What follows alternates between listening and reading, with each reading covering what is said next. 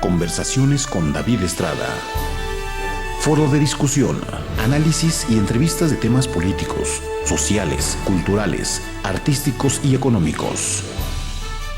Conversaciones con David Estrada.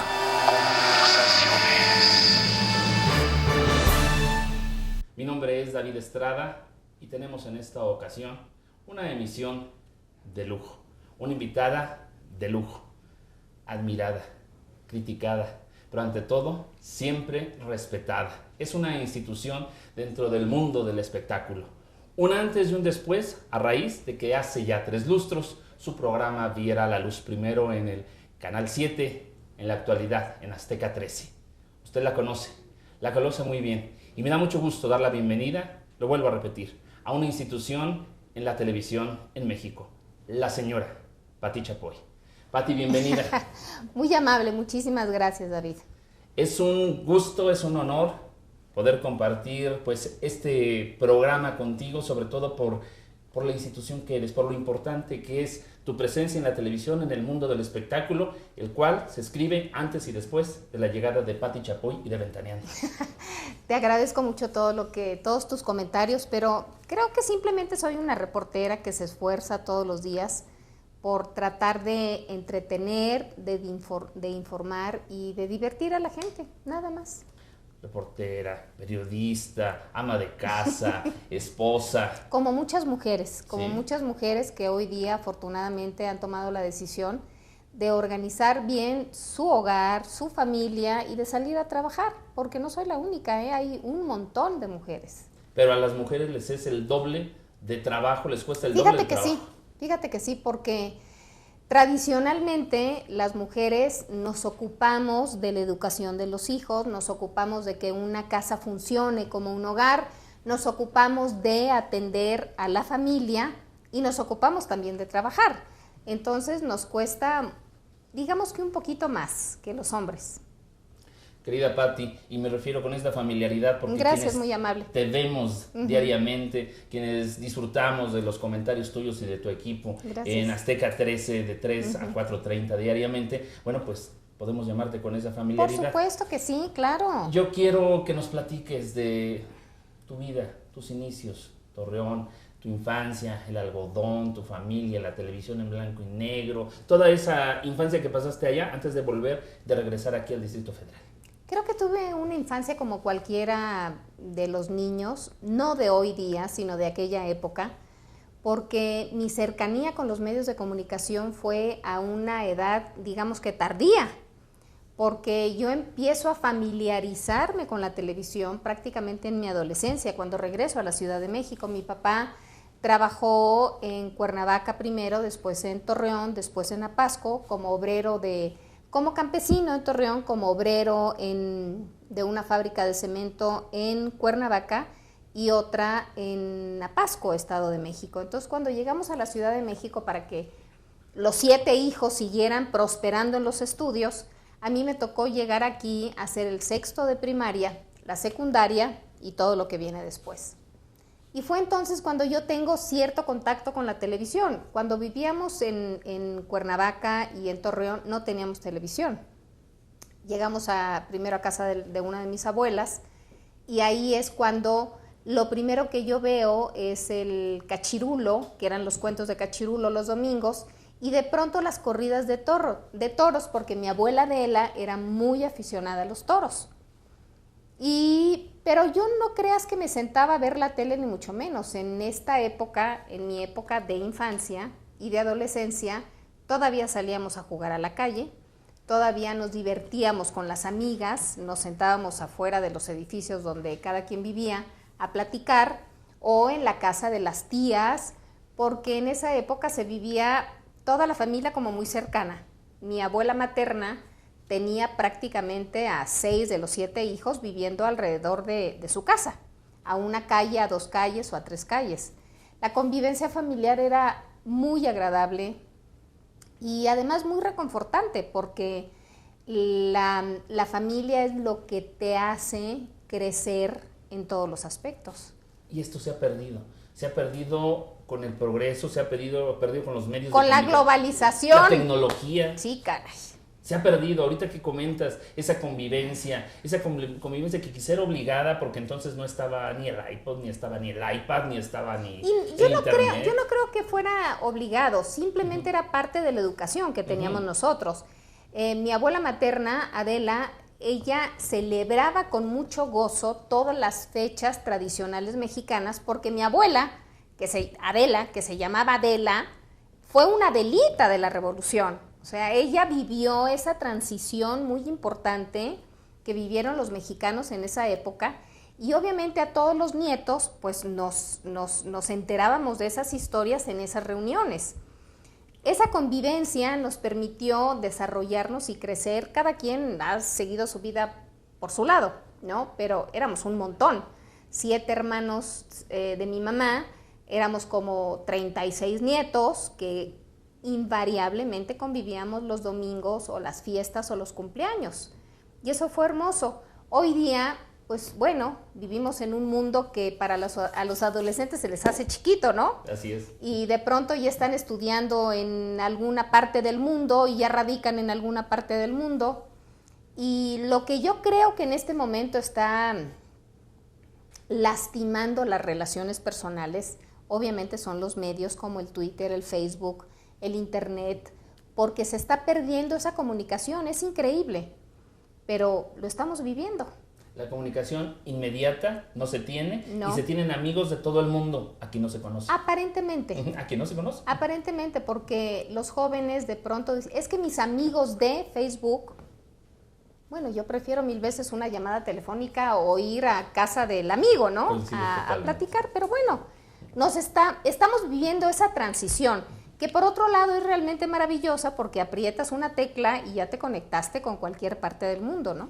Así es, antes nos tenemos que esperar que el correo buenamente llevara una carta en una semana, 15 días o hasta en un mes. Bueno, hay Así casos es. que hasta en años, ¿verdad? Sí, o en años o varios meses, claro, por supuesto, tienes razón. Pati, ¿por qué escoges el periodismo? ¿Por qué ingresas a la escuela Carlos Septién García, que es uno de los semilleros de los más importantes periodistas de México?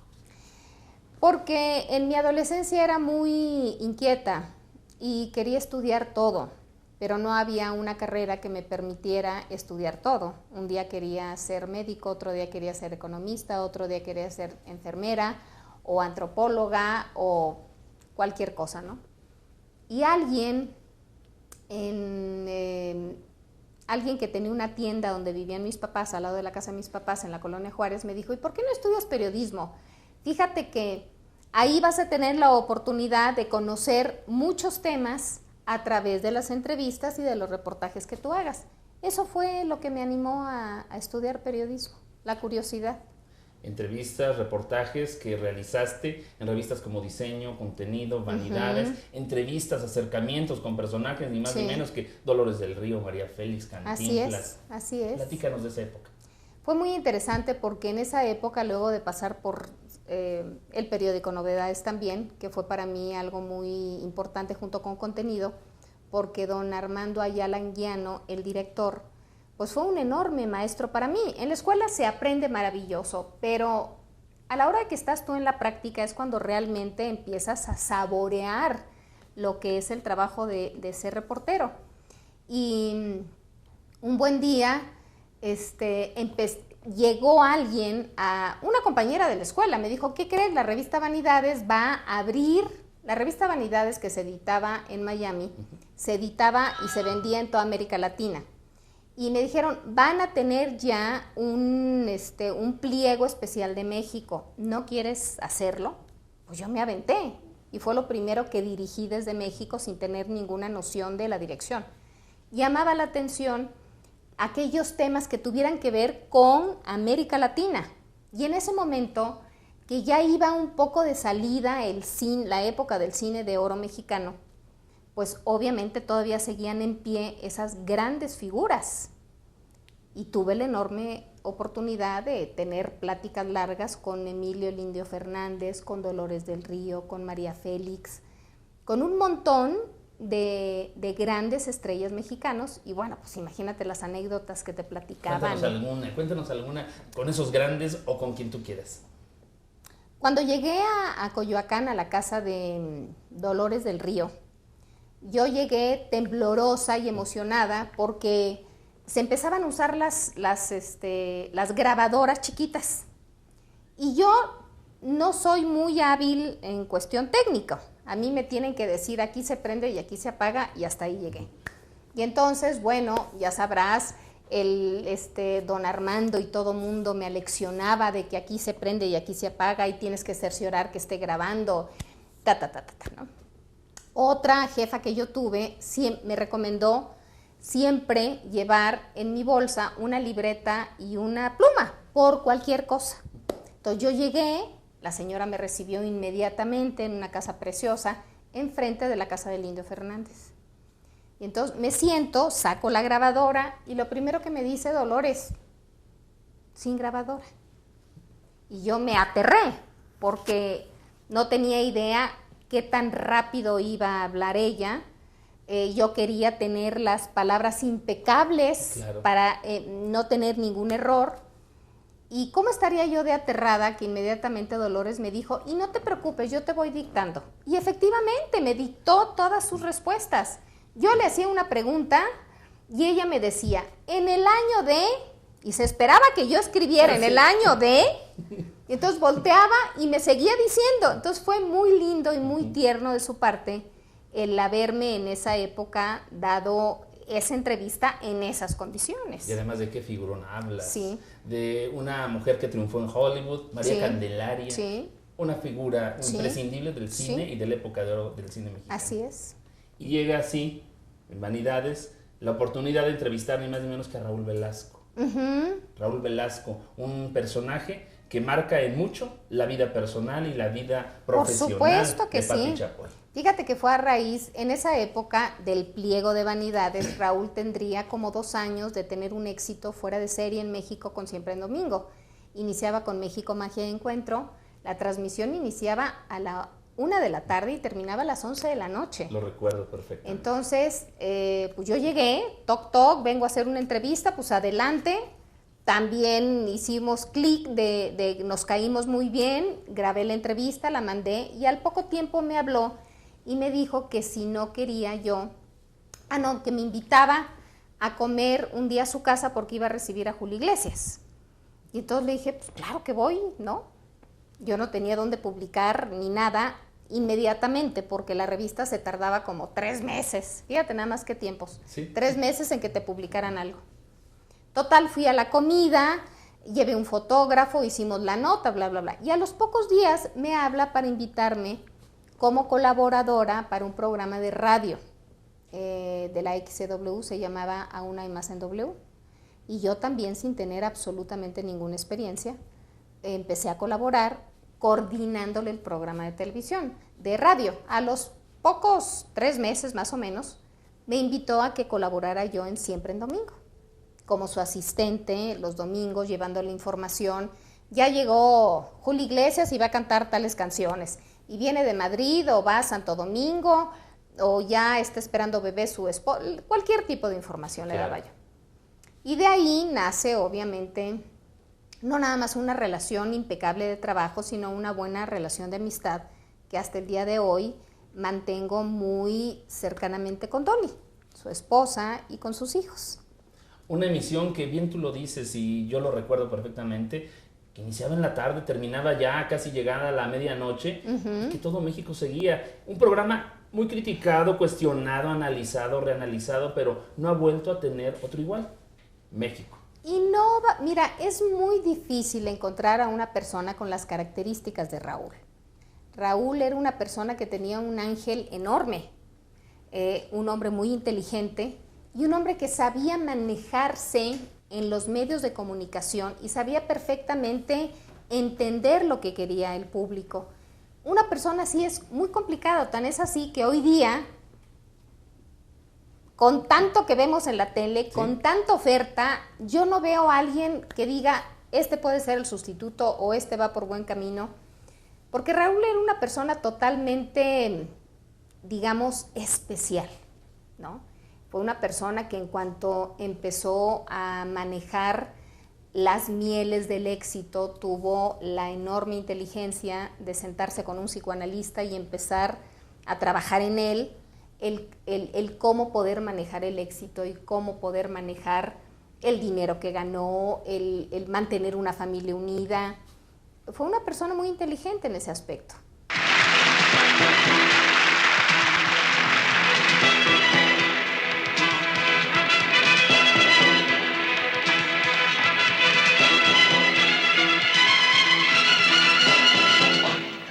Justo hoy, millones de almas latinas se unirán para ver lo máximo que hay en arte y diversión, para ser la lista más grande, la más importante. Siempre, siempre, siempre el domingo. Siempre, siempre, siempre el domingo. Tendremos motivos para estar contentos, será la alegría nuestro alimento. Siempre, siempre, siempre el domingo. Siempre, siempre, siempre el domingo. Tendremos motivos para estar contentos, será la alegría nuestro alimento. Hoy, justo hoy, verán a Raúl Velasco saludar, comunicar, y nadie se quedará sin disfrutar. Aún hay más, ganando a la vida, América Unida. Siempre, siempre, siempre el domingo. Siempre, siempre, siempre el domingo. Tendremos motivos para estar contentos, será la alegría nuestra vida.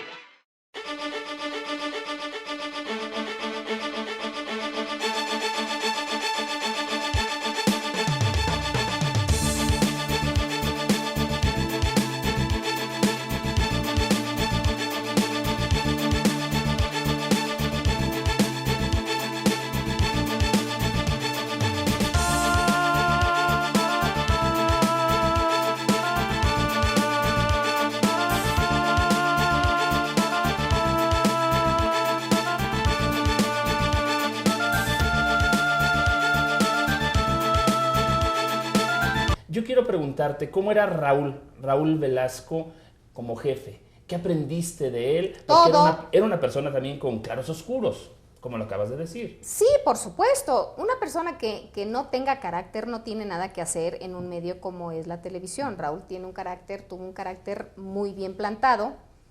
Conmigo siempre fue una persona tremendamente respetuoso, una persona que me tuvo toda la paciencia, porque de no saber absolutamente nada, él fue una persona que me enseñó cómo debía redactar para televisión, cómo debía de buscar los reportajes y llegar y madurar la idea, cómo lograr N cantidad de cosas. Lo que yo sé de televisión, las bases me las dio Raúl Velasco. Quien me da más información es el señor Humberto Navarro, ya cuando dejo de trabajar con Raúl y me voy con Humberto Navarro.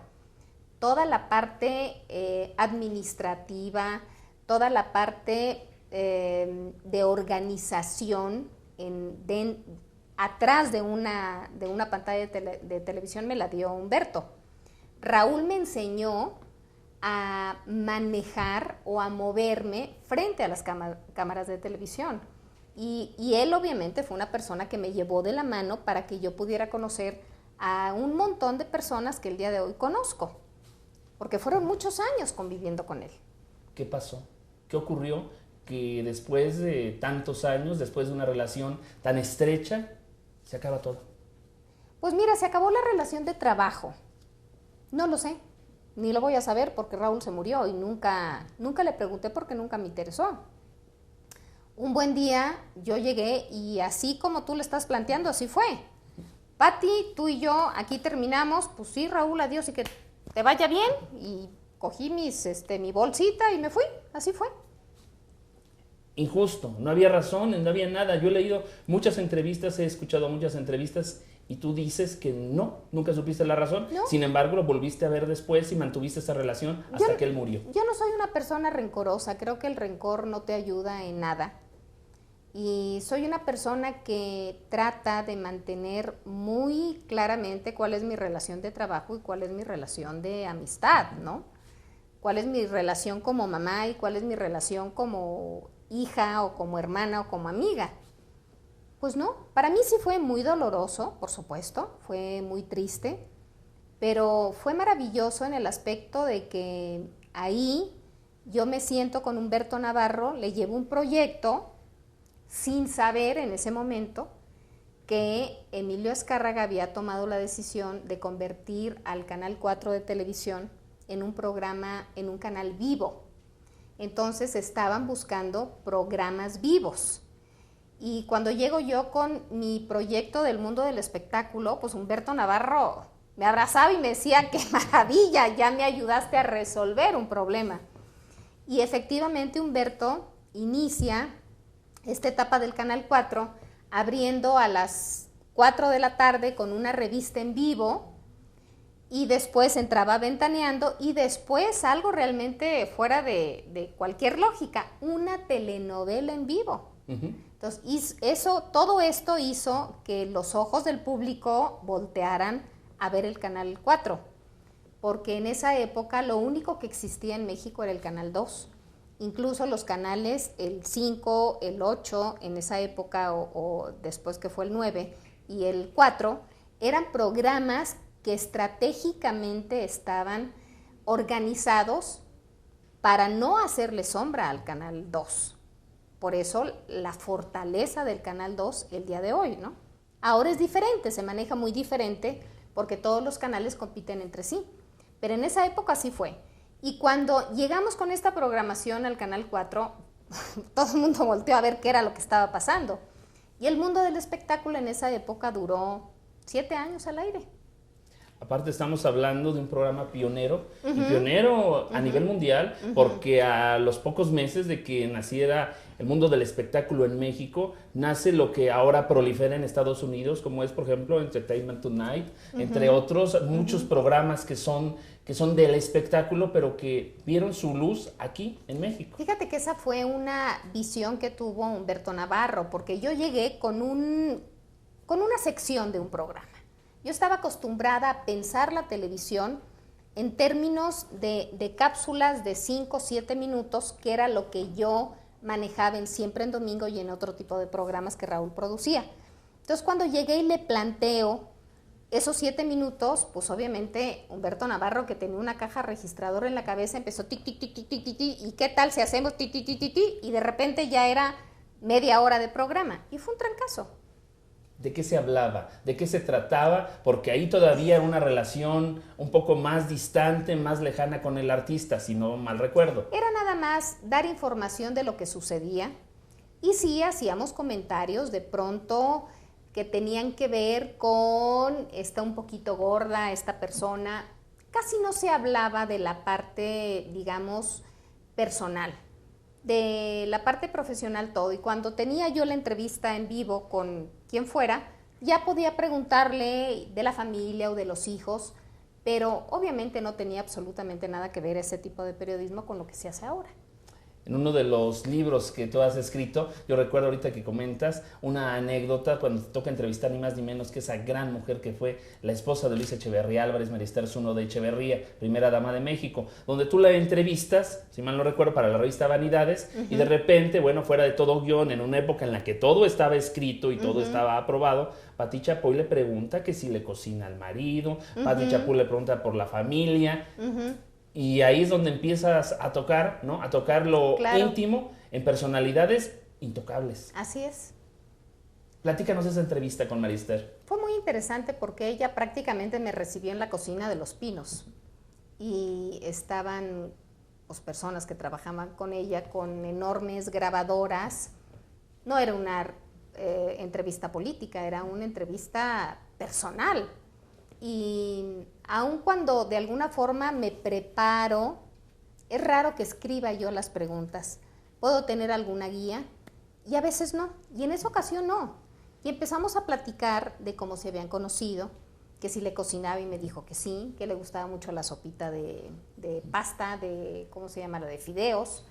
Y fue una entrevista muy cálida, yo recuerdo, ella muy linda. ¿Y cuál ha sido tu relación con las subsecuentes primeras damas? Pues mira, tuve una relación más o menos cercana con la esposa, con Martita, la esposa de Fox. He tenido una relación muy cordial cuando la he visto con Margarita, pero anterior a ellas no. Porque de hecho, si tú recuerdas, la esposa de López Portillo me tocó entrevistarla hace un montón de años. Y me acuerdo mucho de esa entrevista porque Raúl me mandó a Cuernavaca a hacerle una entrevista a la señora de López Portillo. Y me acuerdo mucho de esa entrevista que tenía que ver con un evento que había de feria en Cuernavaca. Y el recuerdo que tengo era que yo ya me quería regresar a México porque al día siguiente me casaba con Álvaro. Entonces yo estaba más pensando en la boda, en el vestido, en el peinado, en lo que íbamos a comer y en lo que en la entrevista. Así es que ni siquiera me acuerdo qué le pregunté. Ya que tocas el tema de tu esposo, Álvaro Dávila, con quien llevas, bueno, pues ya varios años, más de, ¿cuántos son los que acabas de cumplir? 34 años de casado, 2 hijos. Yo leí por ahí que tu vestido de bodas te costó 2,500 pesos, que ¿Sí? tu fiesta fue en Los Arroyo. Sí. Platícanos de tu relación, de tu esposo, de tu familia. Gracias al Festival de la OTI conocí a Álvaro. Inmediatamente nos enganchamos, o sea, nos enamoramos. Decidimos a los pocos meses de irnos a vivir juntos y ya cuando nos sentimos seguros decidimos que nos íbamos a casar. Entonces, en esa época no había tanto glamour en los vestidos de boda y entonces le dije, ¿sabes qué? Ni tenemos dinero. A mí me encanta la ropa mexicana como la que estoy luciendo, que es un diseño de Silvia Suárez de Oaxaca, que usa los bordados oaxaqueños.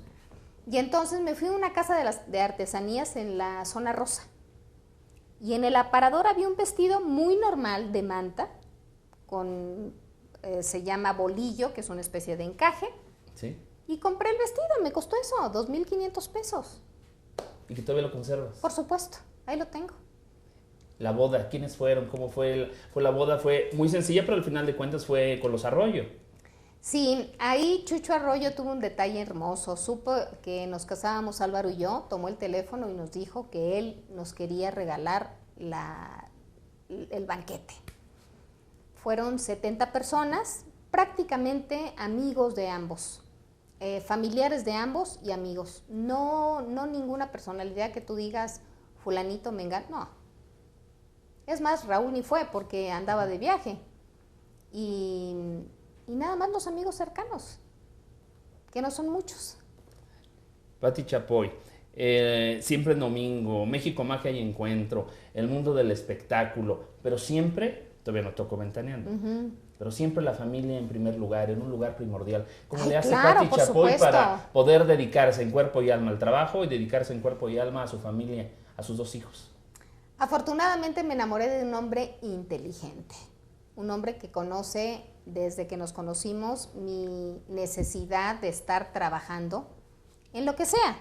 O sea, porque yo puedo ser muy eficiente en la oficina, pero también soy muy eficiente en mi casa. Me gusta arreglar mi casa, me gusta ver que las cosas marchen, que la ropa esté limpia, que si ya se jaló la sábana, pues cambiamos la sábana, que si ya se necesita lavar lo que sea, lo hago.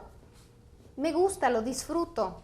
Y yo creo que en mi caso, como en el caso de muchos, creo que la familia es fundamental. Si no tenemos una familia que te respalde en todo, que ames, que procures, pues de qué se trata, ¿no? No se trata nada más de trabajar y de tener una vida profesional, no. Yo creo que se puede combinar muy bien las dos cosas. Y además te creo lo de inteligente porque si bien tu esposo tiene una carrera y es reconocido como compositor, como cantante, incluso como directivo, bueno, pues el llevar a cuestas, porque a veces a los hombres les cuesta trabajo, el llevar a cuestas la fama, la popularidad de una mujer como tú, pues solo una persona inteligente lo puede hacer. Sí, claro, y Álvaro lo es. Me voy a ir a- Afortunadamente. Estamos seguros de ello. Nos vamos a ir a un corte comercial. Sí, claro. Yo de regreso quiero que me platiques cómo se da tu ruptura con Televisa y cómo es que llegas a Azteca. Quiero que nos platiques de eso de regreso. ¿te Sí, parece? claro, por supuesto.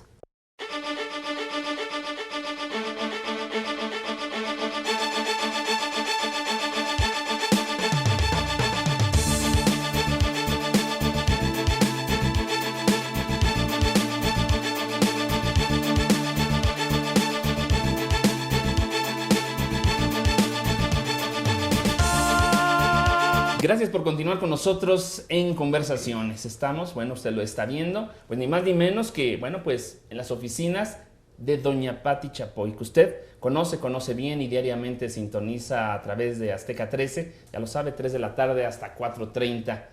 Muchas gracias por recibirnos aquí en tu oficina, en tu mundo. Muchas gracias por recibirnos aquí en la Ciudad de México. Y bueno, pues nos quedamos en el anterior corte comercial. Antes de ir al corte comercial, nos quedamos con la pregunta: ¿cómo se da tu salida de Televisa? Fíjate que luego de que termina mi relación laboral con Raúl, fue muy complicado para mí encontrar algo. Llego con Humberto Navarro, sale el programa y de Ventanean, el mundo del espectáculo. Y un buen día me manda a llamar Emilio Azcárraga y me dice: Pati, estoy muy apenado, tu programa tiene éxito, tu programa pero necesito hacer cambios. Y los cambios es que voy a quitar tu programa y voy a poner películas. Pues ni modo ¿qué le dices? Ni modo que te sueltes ahí llorando, ¿no? Pues no. Entonces, pues yo muy valiente le dije, no, pues muchas gracias, me paré y me fui. Fue muy complicado después buscar la relación y el contacto hablé obviamente con 2 que 3 ejecutivos y les dije, acaba de terminar el programa, estoy a sus órdenes, tengo 2 que 3 proyectos aquí, Incluso el señor Azcárraga debió haberse conmovido porque me dijo, no, quiero que vayas a ver a mi hijo. En ese momento su hijo se estaba integrando al trabajo. Me recibió, le llevé algunos proyectos que luego curiosamente los vine a hacer aquí, y me dio la respuesta que Raúl me decía que le dijera yo a la gente cuando no había forma de ayudarlas, que el comité de producción había decidido que en ese momento no se hacía más que lo que estaba al aire. Yo lo agradecí y me fui. De pronto me habló X productor que si lo ayudaba en hacer algo, yo no estuve de acuerdo, y dije, bueno, ya llevo muchos años trabajando, mejor me voy a tomar unas largas vacaciones con mis hijos, y asunto arreglado. Y ya luego veremos. Para esto, unos ahorros que tenía, y lo invertí con mi hermana en un negocio que no tenía nada que ver con esto, sino para hacer ejercicios y Me voy de vacaciones con mis hijos, nos vamos primero a Cancún y luego a Oaxaca y bla. Y en eso me habla Álvaro un día y me dice, ¿qué crees? Ya se dio la concesión del Canal 13 y ni te imaginas quién se quedó con ella. No tengo idea. Dice, pues Ricardo Salinas. Ricardo Salinas en esa época era nuestro vecino, casa con casa. Y en la mañana yo llevaba a mis hijos y a sus hijos a la escuela y su esposa los recogía a mediodía. Entonces, de una relación de amistad, de vecindario, así es como yo tomo el teléfono y le digo, felicidades, me da muchísimo gusto que te hayas quedado con esto. Y me dice, quiero platicar contigo, cuando tú quieras. Me senté a platicar con él, me dijo que cómo veía yo este asunto, le dije, yo de producción sé y oye, ¿por qué no hablas con Nacho Suárez, que hoy día es el director de noticias y deportes de aquí, para ver qué es lo que podemos hacer? Ahí quedó. Yo me voy otra vez de vacaciones con mis hijos y me habla mi marido y me dice, Pati, Ricardo quiere que mañana ya estés con él en la oficina. Pues yo resolví dónde andábamos, vengo para la Ciudad de México y ese día, un mes después de que Ricardo toma posesión de Televisión Azteca, yo llego el 1 de septiembre a Televisión Azteca. Llego con Ricardo, me dice, quiero que me ayudes en que tenía que ver con cuestiones administrativas, digamos. porque en ese momento pues estaba como esto de cabeza, ya sabrás, era una empresa que dependía del gobierno y con eso se dice todo. Y entonces pues estaba como difícil el asunto. Y de lo que te estoy platicando hace 18 años. Hace 18 años y a ti te tocó también destapar la cloaca, porque entonces se dan cuenta que en nómina había un programa de 30 personas donde nada más trabajaban 7. Así es. Había que hacer todos esos ajustes que dolió a muchos y a muchos, bueno, pues incomodó. ¿Por qué? Porque había que hacer un ajuste porque ya no era una dependencia del gobierno. Fíjate que había prácticas muy lamentables, prácticas que se ejercen todavía en muchos sitios. El que de pronto había aviadores, como en muchas partes del gobierno, de pronto tenían que pagar su mensualidad por tener derecho a producir algo. Fue un año muy complicado y muy desagradable porque de pronto tú decías, ¡ay! ¿Cómo es posible que esté pasando esto, no? Y obviamente la gente de auditoría pues hizo su parte, empezó a limpiar lo que tenía que limpiar. En ese momento la caja de Televisión Azteca de Imevisión no tenía un quinto, pero mira, luego de 18 años se ha logrado algo muy interesante en esta empresa.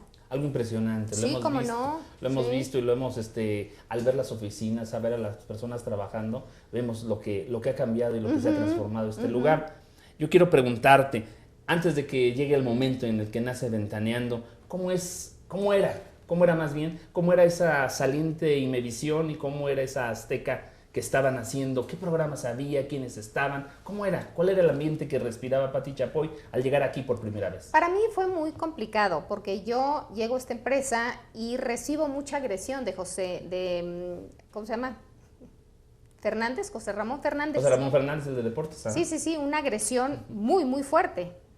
Y fue muy simpático porque el primer día que llegué, Ricardo le dice a Gustavo Guzmán que me lleve a conocer las instalaciones.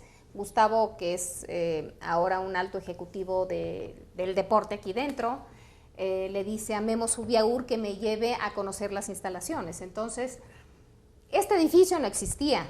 Esto estaba como la casa vieja que ya nadie quiere, así estaba.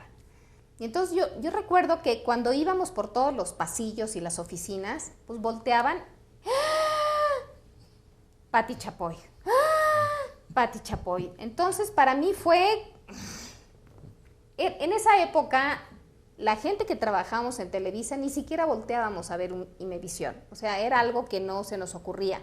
No había competencia, no existía. Y a la semana me toca una junta de trabajo con la gente del sindicato, estaba José Ramón, otras 2 personas que creo que ya no están aquí, Nacho Suárez. Y Nacho, pues ahí me dejó, se paró y se fue. Entonces, en cuanto se fue, José Ramón me agredió muy fuerte. Yo dije, bueno, sin tenerla ni de verla ni nada. Entonces yo me reí mucho porque siempre he creído que es como un niño berrinchudo. Me reí mucho y le dije, ay José Ramón, ni tienes idea de lo que a mí me encantaría hacer con el Canal 7. ¿Y qué le gustaría, señora? Muy agresivo. Dije, volver un canal de deportes, es lo que necesitamos. En esa época ya tenía un año la señal del Canal 13 que se repetía simultáneamente con el Canal 7 para bajar costos. Sí. Y entonces estábamos en plena reorganización de este numerito. Después de que yo hice ese comentario, le bajó de tamaños a este hombre y ya como que empezó a tener una mejor relación. Para mí fue difícil porque había gente con muchísimos vicios en cuanto a la producción como tal. No teníamos los elementos técnicos que requeríamos para hacer televisión. No había esa disposición de hacer muchas cosas a la vez. Tuvimos que implementar y entender que teníamos que tener varias cachuchas. A lo mejor salir en la tele, pero también escribir un guión, pero también manejar la camioneta cuando se necesitara. Pero era muy complicado el trabajo porque de pronto salíamos con una combi y la cámara portátil y de repente, ¡pum!, se le caía una llanta a la combi, ¿no? En esas condiciones iniciamos todo esto. Como un niño cuando empieza a caminar, que se tropieza, que se cae, que se levanta, que se vuelve a quedar sentado, así era. Pero afortunadamente, Ricardo es una persona que se acerca de gente realmente con la sabiduría que se necesita técnicamente, o en recursos humanos, o en economía, o en finanzas, o en lo que sea. Y empezamos a enderezar el barco entre todos, cada quien desde su tribuna. Inicié yo, a mí me dieron la dirección de producción en aquella época, pero pues no teníamos a nadie para echarle la mano. Me refiero a que yo dijera, pues aquí tenemos 5 conductores y 14, ¿sí? No había. Entonces dije, bueno, me voy a aventar a traer a esta empresa pura gente que como yo no teníamos idea de nada, pero que ya teníamos los estudios de comunicación o de periodismo, de lo que fuera. Y entonces me comuniqué con una prima que sabía que su hijo estaba estudiando comunicación. Y entonces le dije, oye, ¿en qué año va Guillermo? Dice, pues le faltan 3 meses para salir. Pues dile que ya tiene trabajo. Es más, ¿tiene pasaporte? Sí, ¿por qué? ¿Y tiene visa de Estados Unidos? Sí. ¿Está por ahí? Sí. Me lo comunica, le digo, oye, Guillermo, ¿te aventarías ir mañana a entrevistar a fulano de tal a Los Ángeles? Sí. Y así empezó Guillermo. Cuando regresa del viaje, le digo, necesito que me recomiendes gente para empezar a nutrir de gente nueva, joven, con otra visión, porque quiero hacer el medio del espectáculo, quiero hacer esto, quiero ta. De esa época está formada prácticamente toda la dirección de espectáculos, que hoy somos 170 personas. Y hacer espectáculos en Televisa no fue tan fácil de hacerla aquí en Azteca. ¿Por qué? Porque aquí trabajamos con mucha libertad. Ricardo es una persona que tú le presentas una idea con fundamentos y va, pero te dice, y si te equivocas no te preocupes, te avientas otra cosa. Y así hemos trabajado. Hemos tenido muchos aciertos, pero también hemos tenido muchos resbalones, como todo. Pero si no pones en práctica algo, pues ¿cómo vas a saber, no? Así es. Y de ahí se han formado productores, editores, jefes de información, conductores, reporteros. Ha habido una camada impresionante de gente que ha nutrido a lo largo de estos años lo que es hoy Televisión Azteca. Y estamos hablando de actores, de periodistas, de conductores, que ya incluso de aquí se los llevan para la casa de enfrente. Y es natural, vivimos hoy día una época muy interesante, donde afortunadamente tenemos donde trabajar cualquiera de nosotros, porque no nada más son 2 empresas. El Canal 11 ya se abrió, todo lo que tiene que ver con cable, hay una cantidad de opciones muy interesantes. Se está logrando algo muy importante, que es tener una televisión local. Tú llegas a Querétaro, llegas a Monterrey, llegas a Morelia y ya ves a Oaxaca, y ya ves lo que se está haciendo localmente. Sí. Y eso es fantástico, porque al final de cuentas son fuentes de trabajo para todos. Yo siempre les digo, bueno, ¿y cuándo me toca irme a provincia? En Querétaro, cuando quieras, tienes las puertas abiertas. Gracias.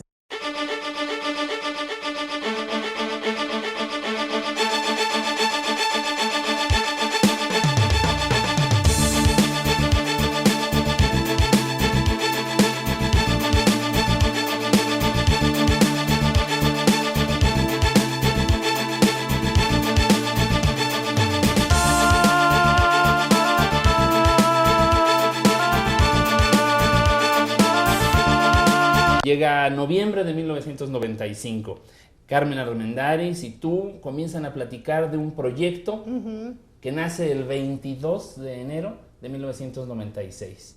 Ventaneando. Un antes y un después en el mundo del espectáculo. Háblanos de sus orígenes.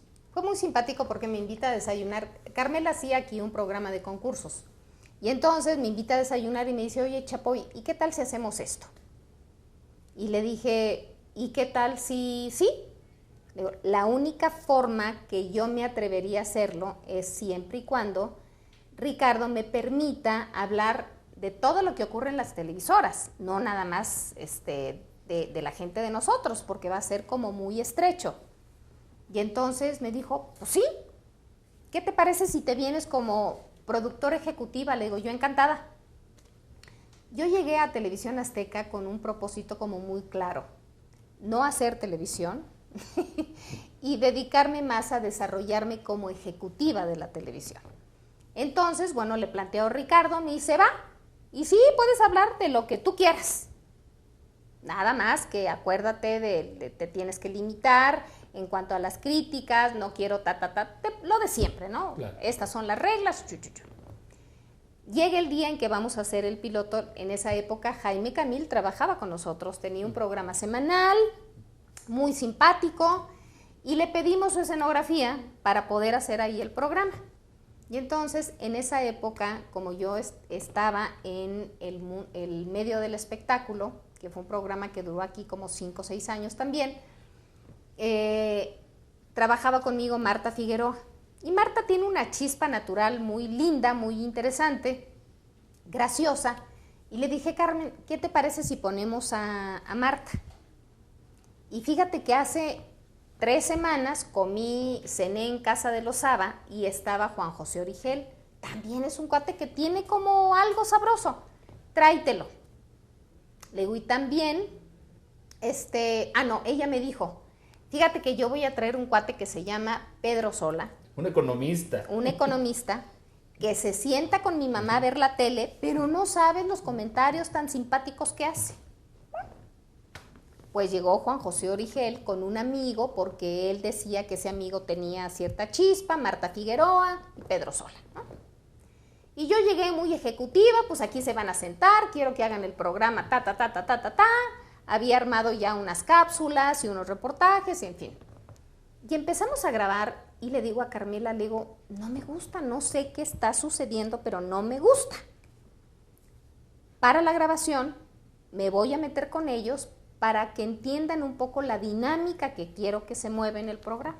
Pues dicho y hecho, me subí al escenario, empezamos a hacer el ventaneando, terminó el programa, adiós, pues yo les digo, esto fue en diciembre, yo les digo qué pasó con el programa, hacemos la edición del programa y yo se lo mando a Ricardo tal día de diciembre.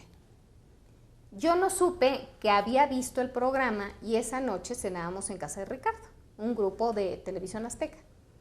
Y entonces llega muerto de la risa Ricardo y me dice, me encantó tu programa. Todavía no tenía nombre. Me encantó tu programa. Quiero que en enero salga. Le digo, no, en enero no se puede, Ricardo, la escenografía, la no sé qué, la no sé cuánto. Es que quiero. Le digo, bueno, pues voy a hacer todo lo posible, pero me voy de vacaciones, ¿eh? Me dice, y no nada más quiero que salga en enero, sino que tú lo hagas. Digo, ¿yo por qué? Dice, porque me gustó cómo lo hiciste. Si no lo haces tú, no sale al aire. Y entonces, pues me embarqué. Yo feliz, porque me encantó mucho la propuesta que habíamos armado Carmen y yo. Y debutamos el 22 de enero. Muy buenas noches, estamos en TV7, Televisión Azteca, con un nuevo programa de televisión. Este programa de televisión se llama Ventaneando y por primera vez en la televisión mexicana algo insólito, algo que nos dijeron que no podíamos hacer, pero somos tan tercos, tan obsesionados con nuestro trabajo que sí lo vamos a lograr. Hablar de la televisión, no nada más de la televisión y de lo que se hace aquí, sino también de lo que se hace allá. 22 de enero de 1996. Como a las 10, 11 de la noche en el Canal 7. Canal 7, media hora. ¿Recuerdas esa primera emisión? ¿Recuerdas esos momentos importantes en tu vida personal y en la vida de la televisión de México? Pues era un nerviosismo tremendo porque una semana antes habíamos hecho un cóctel y ya empezaba el run run de que venía el programa. Y empecé a darme cuenta de todo lo que se estaba moviendo. Ahí me di cuenta de lo que estaba implicando ya el tomar información y el tomar imágenes, sobre todo de Televisa. Y dije, se va a armar, pero en grande. Pero siempre tenía yo esa inconsciencia de que, pues, que nadie volteaba a vernos, nadie veía ni el Canal 7 ni el Canal 13 y el 7 menos, ¿no? Y sí un poco esa cosita de que, ¡ay! Vino mucha prensa, ¡ay! Hay mucha gente. Cuando tú estás haciendo un programa de televisión como ahorita, pues nada más estamos las personas que estamos haciendo el programa. Sí.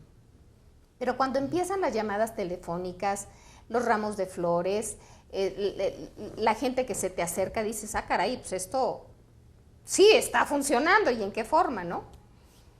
Para mí ese día en especial fue muy lindo, muy emocionante, muy satisfactorio, pero muy cansado para mí, porque soy una persona que duerme temprano. Entonces, eso de estar despierta a las 10 de la noche, con todo, soy diurna, yo me levanto generalmente, te vas a reír, pero a veces me levanto a las 4:30 de la mañana, me despierto y me levanto. Sí. Yo no me quedo haciendo tonta en la cama. Habitualmente a las 6 de la mañana. Pero resulta que a las 11 tienes que estar cuerda y fue complicado para mí, ¿eh? Pero salió divino. Luego se tomó la decisión de que lo grabáramos temprano para poder editarlo bien y ya salir en la noche. En ese momento yo no entendí ni me quise detener a pensar en la repercusión que iba a tener ese programa. Pues porque el programa fue la punta de lanza para una serie de problemas que entendí después, porque cuando llega Ricardo con ese ímpetu de hacer algo importante en estos 2 canales de televisión, pues le estaba quitando a Televisa el 40% del mercado. Uh-huh. Y estás hablando de mucho dinero. Pero en ese momento yo pensaba nada más en hacer un buen programa de televisión y en divertirme y en lograr hacer cosas importantes dentro del periodismo. Eso era todo. Y vienen las consecuencias. Oh, sí. Me voy a un corte comercial porque de regreso. Primero, Televisa les prohíbe a sus artistas contestar a Ventaneando, tomar una llamada de Ventaneando o hacer declaraciones. Uh-huh. Bueno, con las penas que nosotros ya sabemos. Uh-huh. Y también hay una demanda, porque gracias a Pati Chapoy nosotros supimos lo que es la crestomatía. Uh-huh. Crestomatía, ¿qué es crestomatía? Incluso se cambió la ley. ¿Lo hablamos de regreso? Uh-huh. Claro. Nos damos un corte comercial. Estamos en Conversaciones. De regreso, un momento importante dentro de la historia de la televisión. ¿Cuándo? Bueno, pues el derecho a la imagen se le da eso, se le da el derecho, y sobre todo el derecho a la información prevalece cuando Televisa pone una demanda contra Pati Chapoy. Regresamos, estamos en Conversaciones.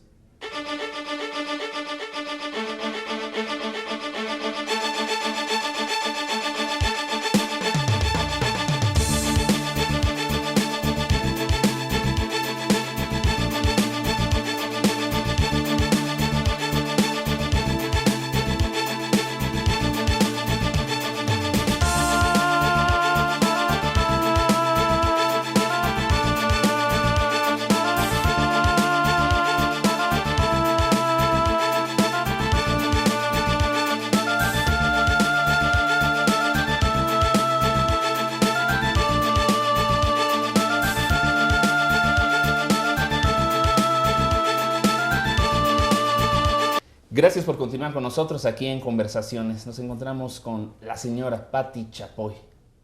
Pati, platícanos qué es lo que ocurre, qué es lo que pasa, cómo Televisa te demanda por utilizar sus imágenes, pero incluso bajo la amenaza de hasta llevarte a la cárcel. Fíjate que un buen día llego yo a Televisión Azteca a hacer mi trabajo, hago el programa y me manda a llamar Nacho Morales. Me dice, oye, Pati, fíjate que hay un problema. Pues, ¿qué problema? Pues que te acaba de demandar Televisa, demandó a la empresa, Televisión Azteca, Ricardo Salinas, y a ti. Le dije, ¿cómo? ¿Por qué? Bueno, porque has estado utilizando material de ellos para hacer la crítica de las novelas. Obviamente no era ese el asunto, sino el asunto era el hoyo económico que le estaba creando Televisión Azteca a Televisa. Y le dije, bueno, ¿y qué se hace en estos casos? Dice, bueno, primero no te vamos a poner seguridad, vas a tener que andar en un coche blindado porque están afuera esperándote. ¿Quién me está esperando? Dice, bueno, porque ya se libró, me iban dando como poquito a poquito la información, la orden de aprehensión. Dije, ¿Cómo que orden de aprehensión? Me dice, sí, ya están aquí los abogados, te van a llevar en una camioneta, en un coche diferente que no es el tuyo, y te vas a quedar en tu casa hasta que nosotros logremos el amparo. Para mí fue, no le digas a nadie, nada más que lo sepa tu marido, porque toda la gente de Televisión Azteca, pues mañana se va a enterar, pero ahorita no puedes ir a tu oficina ni nada, te tenemos que sacar del canal. Y efectivamente me llevó uno de los abogados, literalmente tirada en la parte de atrás, con una cobija para que nadie me viera. Salimos de ahí. Afortunadamente el lugar donde vivo es un lugar que está cerrado y que una semana antes habían abierto otra entrada, ¿no? Y entramos por esa entrada que nadie sabía.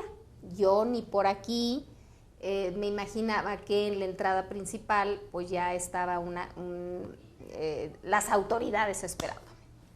Como no pueden entrar cualquier persona si no se autoriza, pues ese día yo me la tomé de lo más tranquila, estaba en mi cama, feliz de la vida. Al día siguiente, temprano, por alguna razón, uno de mis hijos vivía en Estados Unidos, el otro no fue a la escuela por alguna razón que no me acuerdo.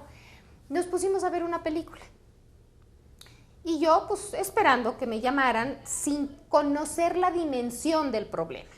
Y entonces, como eso de las, 1 de la tarde, me habla Ricardo y me dice, ¿ya te diste cuenta lo que armaste? Dije, no tengo idea, ¿de qué me hablas? Prende la tele. Entonces, quito la película, pongo el canal y estaba transmitiendo el canal y Televisa, que afuera del fraccionamiento donde vivo me estaba esperando las autoridades para tomarme presa. Había 1 o 2 helicópteros dando vueltas encima de la casa y yo, como en mi casa vivo cerca del colegio de policía, pues pasaban muchos helicópteros, ¿no? El asunto fue tan fuerte para mí que me dijo, no te muevas de tu casa, nadie puede pasar por ti y en cuanto esté el amparo, van a llegar por ti. Total, pues inmediatamente me arreglé, comí en familia, pensando que si venían por mí, estaba la plena época de Ventaneando Millonario. Había mucha expectación en ese programa porque se estaban regalando $3 millones. Estás hablando de un montón de dinero. A eso de las 3, 4 de la tarde llega el abogado con el amparo en la mano y me dice, vamos a evitarnos problemas. Había unos terrenos baldíos ahí y se va a llegar el helicóptero de Azteca y te vamos a sacar y te vamos a ingresar en esa forma.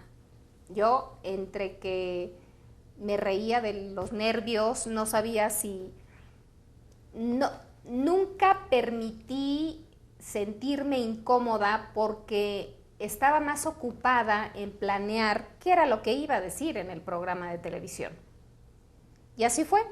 Llegué a Televisión Azteca, me recibe Ricardo, yo vi que Ricardo estaba muy nervioso, con el cabello alborotado, cosa que no es común en él, discutiendo muchas cosas con todos los demás, y me preguntó que cómo me sentía, y yo le dije cómo me sentía, y me dijo, todo eso dilo en televisión, tal cual me lo acabas de decir.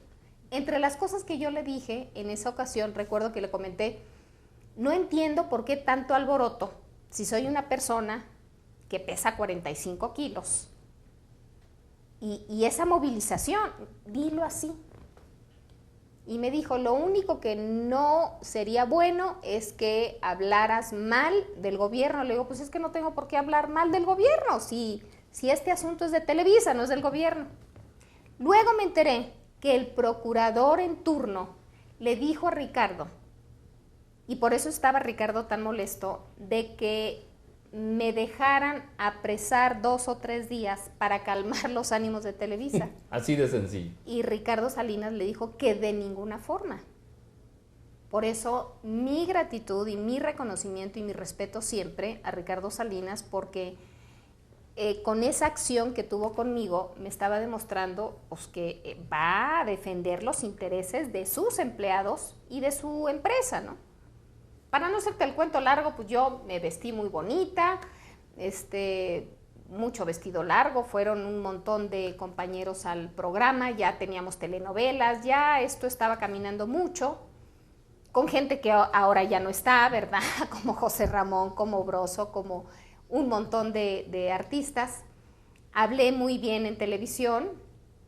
Me acuerdo que uno de mis hijos me dijo, ma, si hubiera llorado, te echas al público en la bolsa. Le dije, es que yo no quería llorar, pues porque tenía que explicar lo que estaba pasando. Total, lo expliqué, ¿no? Y si alguna vez yo tengo que ir a la cárcel por ejercer mi trabajo de periodista, pues lo voy a tener que hacer todos los días, lo único que hago es trabajar. No es posible que toda esa gente esté esperando que yo salga de mi casa para prenderme. Tengo aquí mi amparo. Y vuelvo a repetir, este programa de televisión está basado en la ley. Pero fue muy complicado porque durante mucho tiempo, cuando se iba a terminar el amparo, pues yo tenía que literalmente esconderme. ¿Sí? Y entonces me escondí en varias ocasiones hasta que estaba de nueva cuenta el amparo. Fue ir a los juzgados, sentarme con los jueces, con los magistrados, con N cantidad de autoridades que siempre me trataron divinamente bien. Y a los 3 años, cuando me habló el abogado y me dijo, ya está todo correcto, bueno, ¿qué te puedo platicar? Quiero que recuerdes las palabras que tu hijo te dijo, que fueron tan importantes en ese tiempo, cuando a ti te cuestionó, mamá, a ti te quieren meter a la cárcel. Cuéntalo tú, por favor. Sí, fue cuando me habló Ricardo Salinas, que obviamente él estaba conmigo viendo la tele y me dijo, ma, pero ¿cómo es posible que te quieren meter a la cárcel por trabajar? Dije, tienes razón. Nada más que en la mente de un niño de esa edad, pues no puede entender los conflictos que se dan, ¿no?, a ciertos niveles. Pero fue muy lindo el apoyo que recibí siempre obviamente de mi marido, de mi hijo, porque el otro estaba en Estados Unidos. Se enteró en Estados Unidos por los cocineros de la escuela que le dijeron que a su mamá le iban a meter al bote.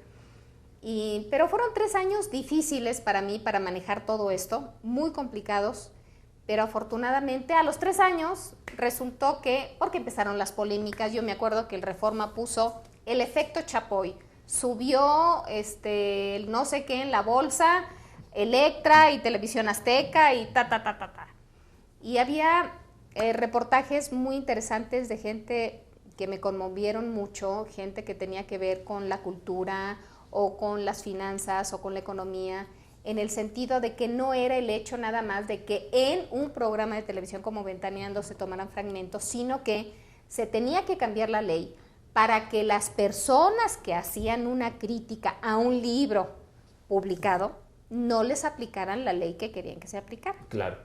Se cambió y afortunadamente nos benefició a todos. Y desde entonces, bueno, pues todos supimos lo que es la crestomatía. Así es. Todos supimos también de que era un derecho que tenía cualquier televisora a utilizar pues las imágenes de la televisora de enfrente. Claro. Pero sobre todo que se respetó la libertad de expresión. Así es. Ese sería uno de los grandes logros que tuvo Pati Chapoy en Ventaneando. Y gracias al apoyo de Televisión Azteca, porque si esto me toca en otra empresa, igual pues imagínate los costos de tantos abogados durante 3 años. Ventaneando, un programa muy imitado, pero nunca igualado. Un programa también del que se han llevado a varios de sus conductores ofreciéndoles la casa de enfrente hasta lo que no. Háblanos de los conductores y qué tan conflictiva o no pudo haber sido la salida de un Juan José Origel, Marta Figueroa, etcétera.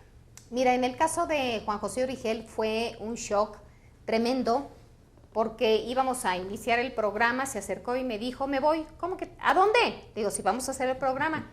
Es que me habló fulano de tal de Televisa, me ofrece ta. Digo, ¿cómo así? ¿Y cuándo? Mañana. Pero no nada más fue eso. El mañana tuvo que ver con Carmen Armendáriz, que también se fue, y se llevaron a prácticamente todo el equipo de producción. Yo me quedé con 5 personas. Jorge Garralda llegó al día siguiente a mi oficina y me dijo, aquí está todo mi equipo de gente, lo que tú necesites para sacar esto adelante. El público no se dio cuenta de nada, seguimos sacando el programa. En el caso, y fue muy fuerte, fue muy rápido, fue imprevisto todo esto, yo no estaba acostumbrada a que se dieran este tipo de cosas. siempre he creído que la gente tenemos la posibilidad de estacionarnos muchos años en un lugar para poder trabajar mejor, en fin, bueno. Tiempo después recuperé la relación y la amistad con Juan José. En el caso de Marta, Marta tenía como otras inquietudes y hablé con José Ramón Fernández y le dije que por qué no se llevaba a Marta a Europa a cubrir, no me acuerdo si era un mundial de fútbol, olimpiadas o algo. Le digo, porque es muy simpática para hacer las cosas, que a ti te va a servir. Y me dijo, sí, me la voy a llevar.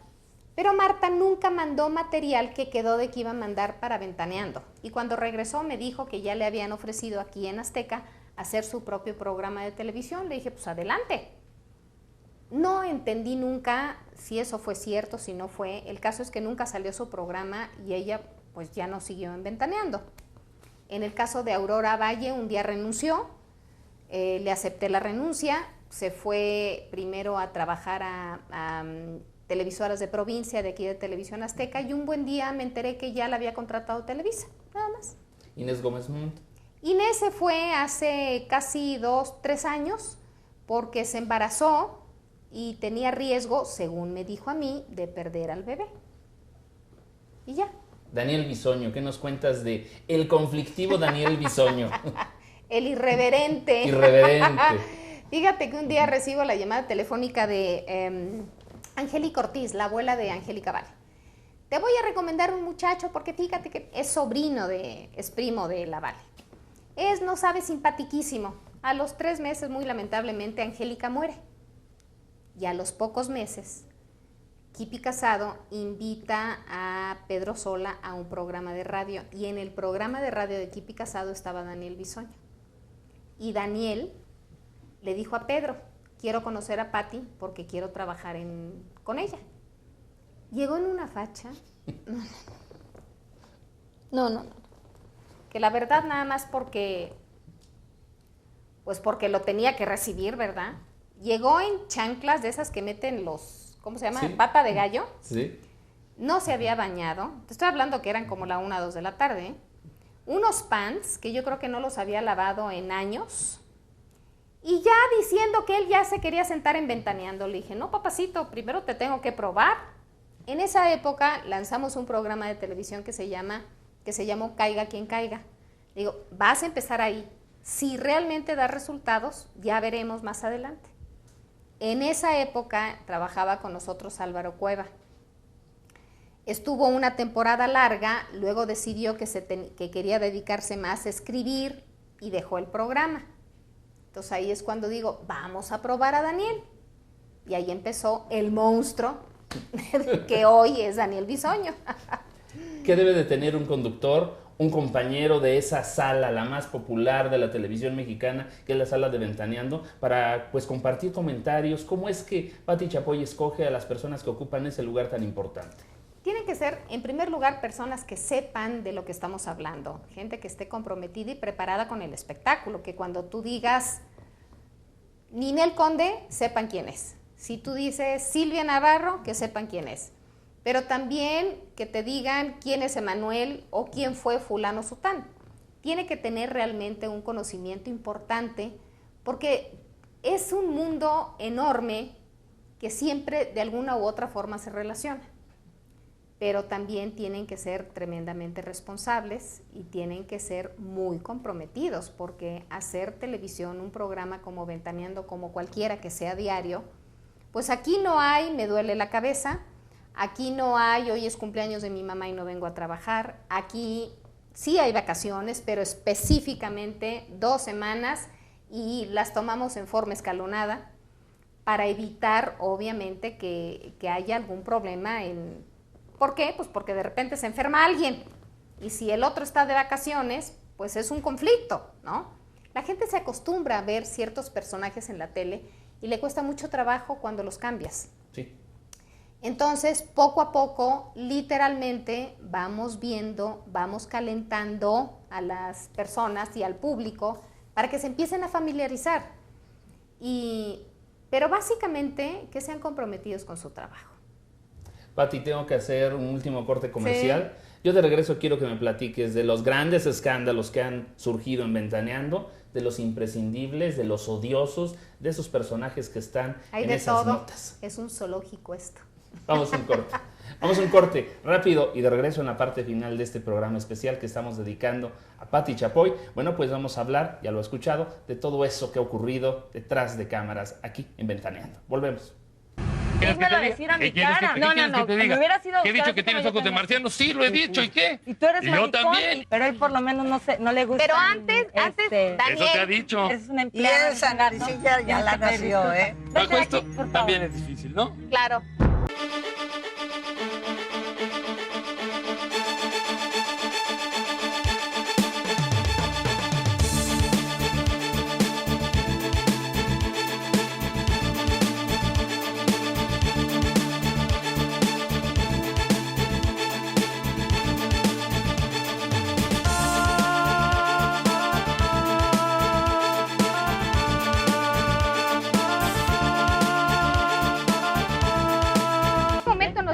Enlazar vía ¿no?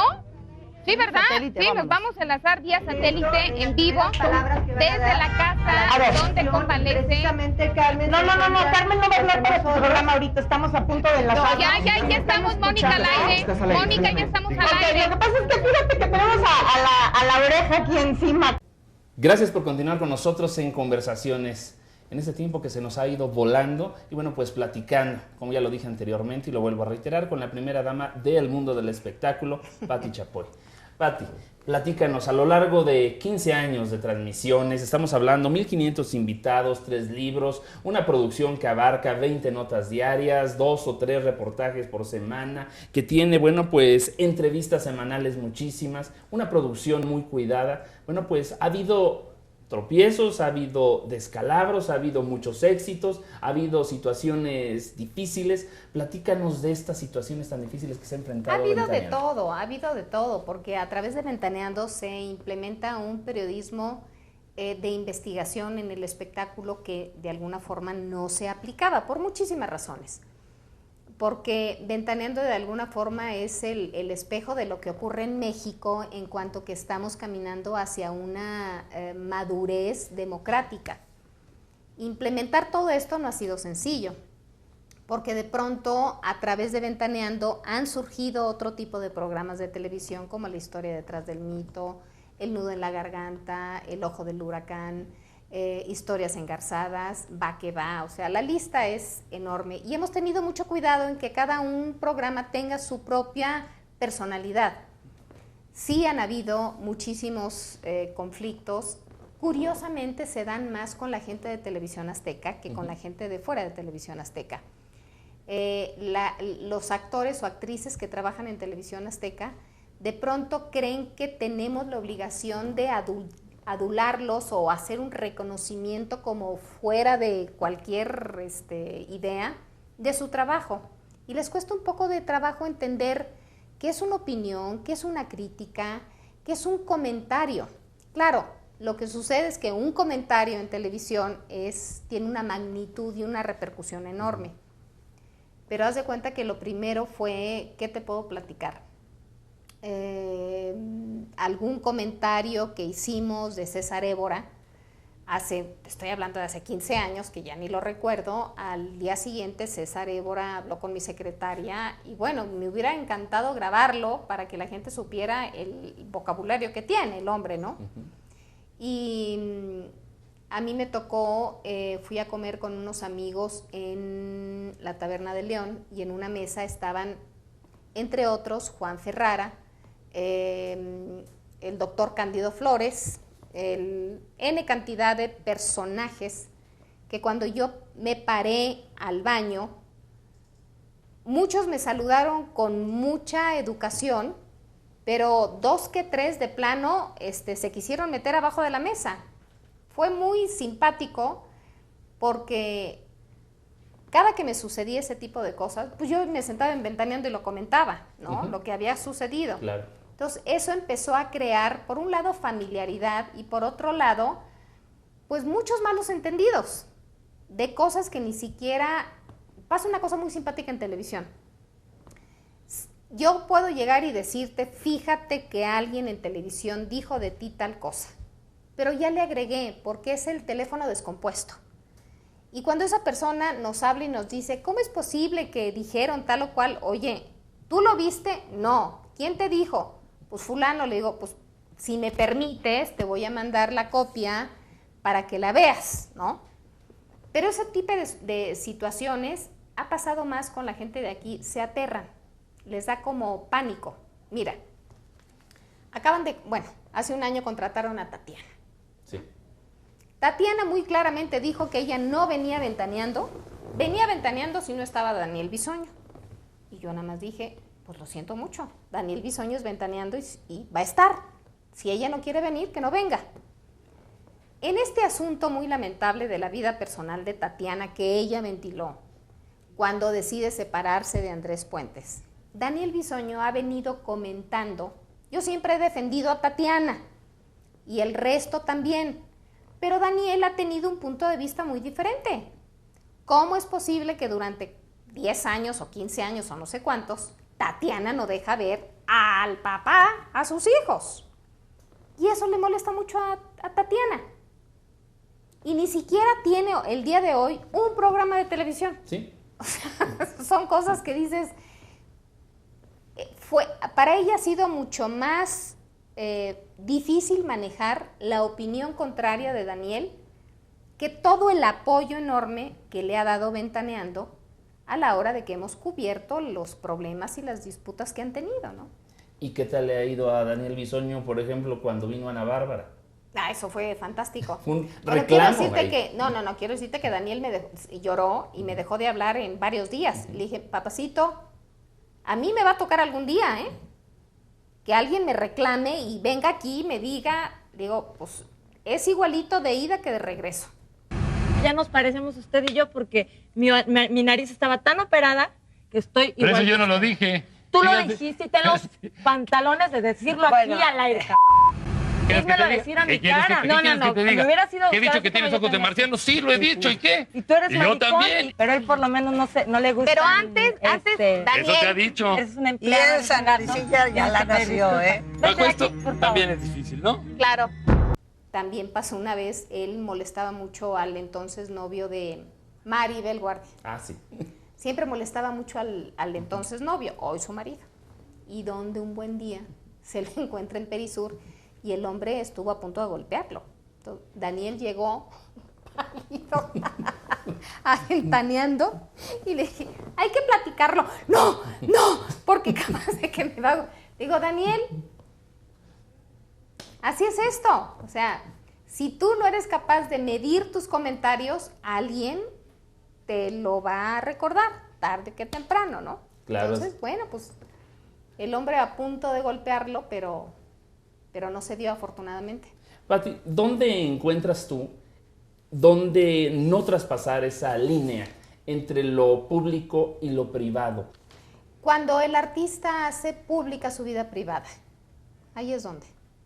O sea, en el momento en que salen a la calle con la amante y no con la esposa y hay una cámara de televisión o un fotógrafo que los toma, ya lo está haciendo público, ¿no? Uh-huh. En el momento en que ellos abusan de utilizar su vida privada para darla a conocer en diferentes medios de comunicación. Hoy día estamos viviendo un fenómeno muy desagradable desde mi punto de vista, porque hay revistas que pagan cantidades muy fuertes con tal de que le den la exclusiva de tal o cual cosa, ¿no? Pero esas mismas revistas se la cobran a final de cuentas, después ventilando cosas que no quieren. ¿Sí? Ya se hizo público. En ese momento, cuando es público, es cuando tú puedes entrar. Obviamente yo no me voy a meter a la recámara ni a la cama de nadie, pero si ellos lo hacen, es muy sencillo que la bolita siga, porque ya lo hicieron con una revista, al rato va a llegar el programa de radio, o va a llegar la otra revista o el periódico, así es.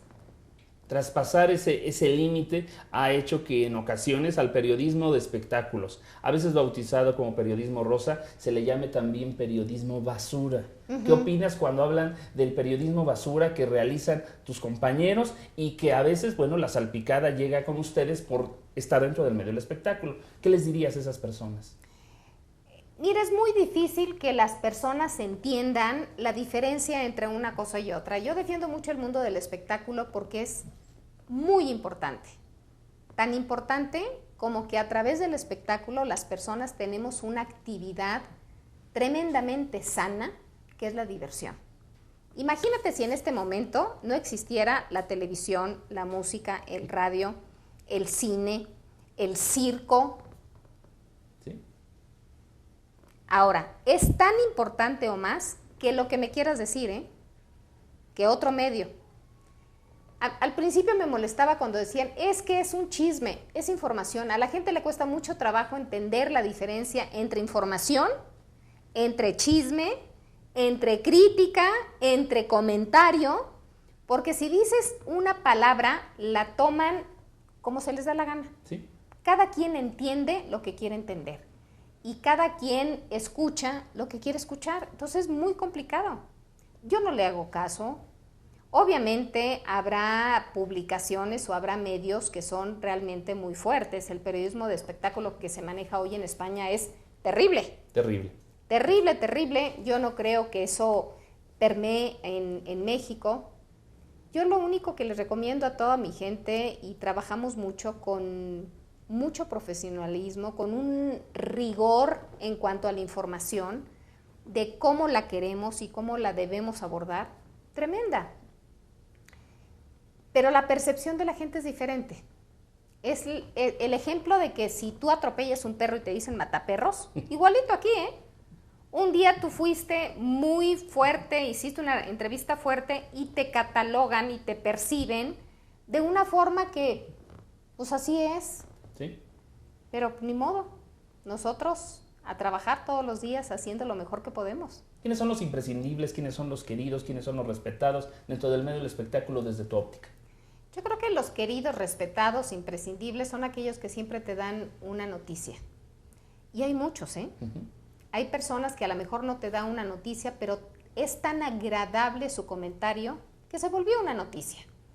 Y son las enormes personalidades como un Chespirito, como una Silvia Pinal, como una María Victoria, esa gente que ya tiene un bagaje personal muy importante, que lo que te dice te sirve, lo que sea. Y ellas con mucha naturalidad no nada más hablan de su trabajo presente y pasado, sino de su vida personal, y te platican porque de pronto hay tal empatía y tal comunicación que ya formas parte de su vida, ¿no? Ya de pronto es fíjate que fulanita, ya te platican como si fuéramos amigos, ¿no?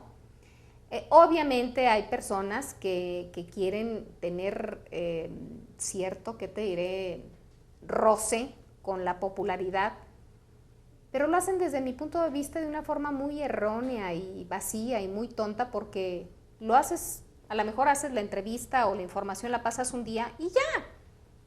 Pero hay gente muy hueca, hay gente que no tiene cultura, hay gente que no sabe ni qué es lo que está sucediendo a su alrededor, pero hay que ir a buscar siempre a los que te van a dar una información importante para el público. O sea, no se trata de que de que la televisión se vuelva una pasarela, ¿no? Porque de pronto hay eventos todos los días, te encuentras a la misma actriz o actor o cantante y le preguntaste una cosa y te la respondió. Al día siguiente ya no te va a responder nada porque ya no tiene que decir, a menos de que sea inteligente y se saque de la manga alguna información linda, ¿no? Pero también pasa una cosa muy simpática.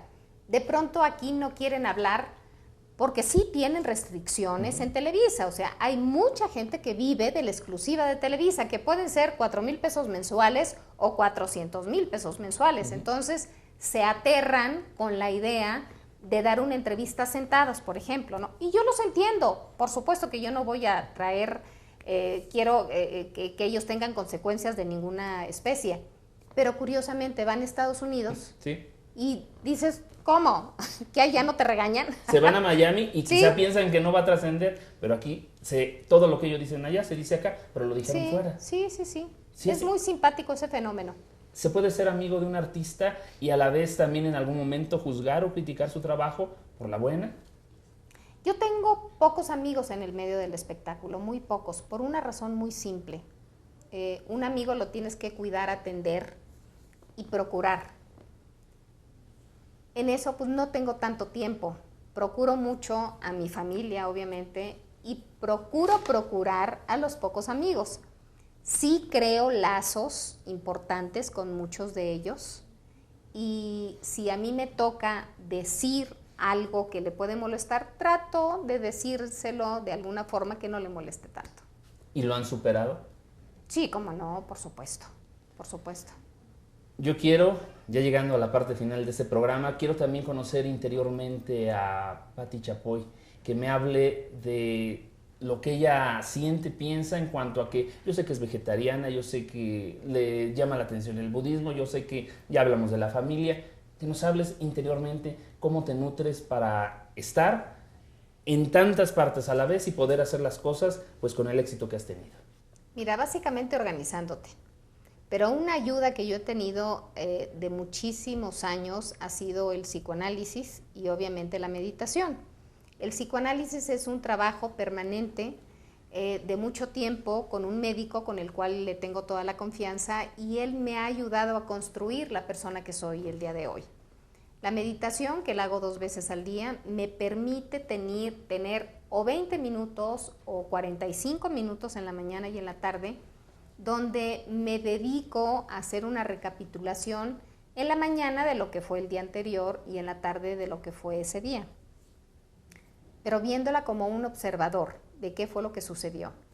Detrás de todas esas emociones y detrás de todo lo que conlleva el vivir donde cada quien vive, se encuentra la paz, pero atrás de eso tiene que haber un trabajo muy importante.